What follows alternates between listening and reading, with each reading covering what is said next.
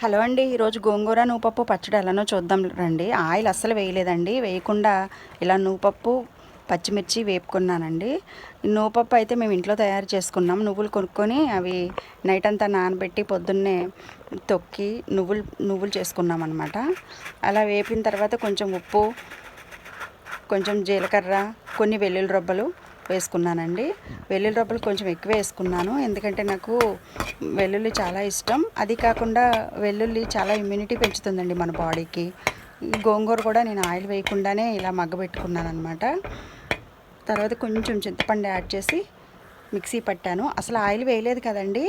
Oil వేయకపోయినా సరే mixie పట్టిన తర్వాత ఆయిల్ వేసినట్టుగానే జిడ్డు జిడ్డుగా ఉంది, ఎందుకంటే నువ్వుల్లో ఆయిల్ ఉంటుంది కదా.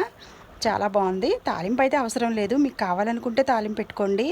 నూనె హీట్ చేసి అందులో తాలింపు పోపులేసి టేస్ట్ కోసం ఇవన్నీ చేయడం ఎందుకని నేనైతే ఇలానే తిన్నాను. Please subscribe.